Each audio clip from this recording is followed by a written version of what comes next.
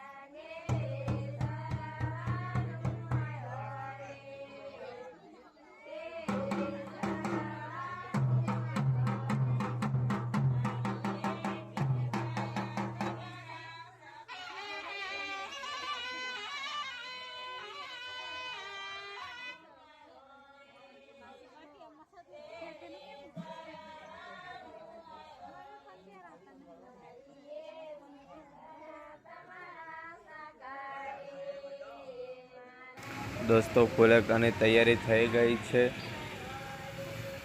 અને ગીતા ગાવાનું પણ જોડે જોડે ચાલુ છે। તમે જોઈ શકો છો કે ઢોલીભાઈ કન્યાને ખંડોલે બેસાડી દીધો છે।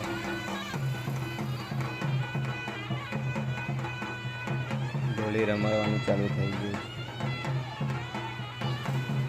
તો સગા સંબંધી કુટુંબ દ્વારા પૈસા આપવામાં આવે છે। હાથમાં એક એક કરીને કન્યા હાથમાં ઊંચા કરશે અને ઢોલીભાઈ એને નચાડીને હાથમાંથી એક એક પૈસા લેશે। તો આ રીતે અમારા ફુલેકું આદિવાસી સમાજમાં કરવામાં આવે છે।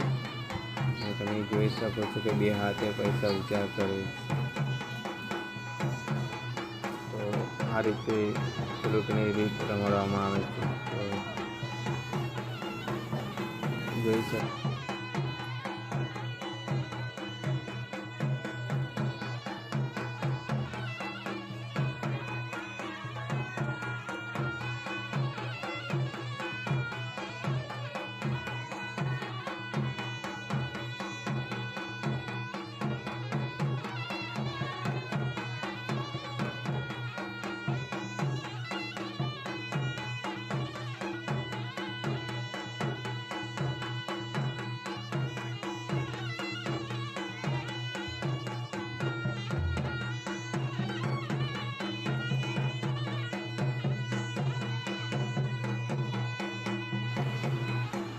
તો પછી આપણે જોઈશું કે હવે આપણે પાપડ અને ઢેબરાજા તળવામાં આવી રહ્યા છે। તો આપણે એને દેખશું તો 4-5 બેન થઈને પાપડ અને ઢેબરા બનાવી રહ્યા છે।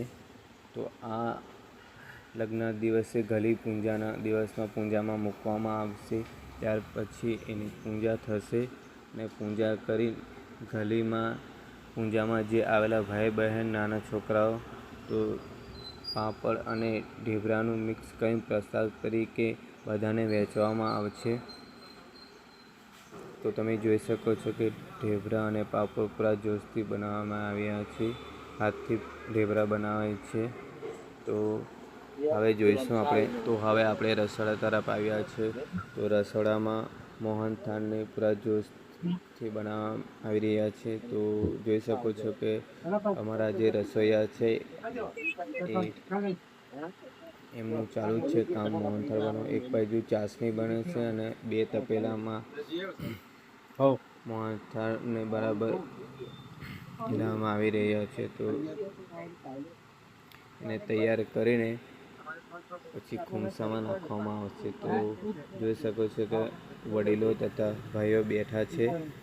ખુમસા પણ તૈયાર છે। તો ખુમસામાં નાખવા માટે હવે ચાસણીનો ઉપયોગ કરશે। તો ચાસણી પણ તૈયાર થઈ ગઈ છે। તો બધા ખુમસામાં તેલ લગાડીને કમ્પ્લીટ ગોઠવી રાખ્યા છે। તો હવે બધા ભાઈઓ રાહ જુએ છે કે ક્યારે મોહનથાળની તૈયારી થઈ જાય તો એક એક ખુમસું લઈને બધા વારા ફરતે અહીંયા ઊભા રહી જશે અને જે તપેલામાં છે એને માપ કરીને ખુમસાના માપ પ્રમાણે કાઢવામાં આવશે અને ચાસણી પણ તૈયાર થઈ ગઈ છે.